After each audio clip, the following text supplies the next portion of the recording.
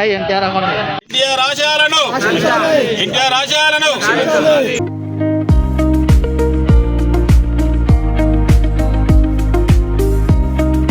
ఈరోజు ఉమ్మడి ఆంధ్రప్రదేశ్ మాజీ ముఖ్యమంత్రి వర్యులు నందమూరి తారక రామారావు గారి వర్ధంతి సందర్భంగా ఈరోజు సాలూరా మండల కేంద్రంలో వారి వర్ధంతి కార్యక్రమాన్ని ఇక్కడ జరుపుకొని వారికి ఘనంగా నివాళులు అర్పించడం జరిగింది. ముఖ్యంగా ఇందులో మరి ఈ సంఘు మరి వారి యొక్క ఆధ్వర్యంలో అందరినీ మరి ఇక్కడ తెలియజేసి వారి యొక్క వర్ధంతిని సాలూరా మండల కేంద్రంలో ఏర్పాటు చేయాలని ఏదైతే కార్యక్రమం చేసిందో వారికి నేను మనస్ఫూర్తిగా అభినందిస్తున్నా. మరి ఒక గొప్ప నాయకుడు తన అనేక సంవత్సరాలు మరి సినీ రంగంలో ఒక మంచి కథానాయకుడిగా వెలుగొంది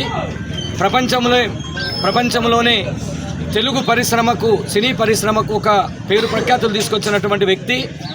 మరి రాజకీయ రంగంలో ప్రవేశించి 9 నెలల కాలంలోనే తెలుగుదేశం పార్టీని పెట్టి మరి అధికారాన్ని చేపట్టి మరి ఉమ్మడి ఆంధ్రప్రదేశ్ రాష్ట్రానికి ముఖ్యమంత్రిగా బాధ్యతలు చేపట్టిన తర్వాత మన రాష్ట్రం యొక్క పేరు ప్రఖ్యాతుల్ని ప్రపంచానికి చాటి చెప్పినటువంటి ఒక మహోన్నత వ్యక్తి. మరి అతను వచ్చిన తర్వాతనే ప్రజల్లో చైతన్యం అనేటటువంటిది వచ్చింది. అంతకుముందు రాజకీయం అనేటటువంటిది తెలియని వాళ్ళు చాలామంది ఎన్టీ రామారావు గారు ముఖ్యమంత్రి అయిన తర్వాత ప్రజల్లో చైతన్యం రావడము, మరి ఈరోజు ఉన్నటువంటి మండలాలు ఏర్పడటానికి కూడా కారణము మరి ఎన్టీ రామారావు గారే.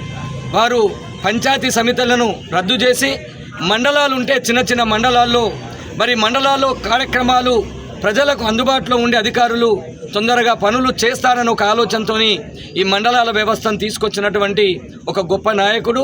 మరి వారిని మరి ఎంత పొగిడినా తక్కువే.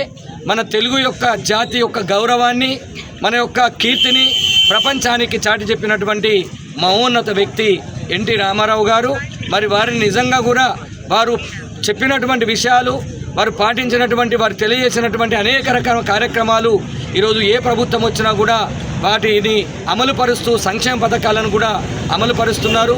మరి 2 రూపాయల కిలో బియ్యం కూడా తీసుకొచ్చినటువంటి వ్యక్తి మరి ఎన్టీ రామారావు గారు.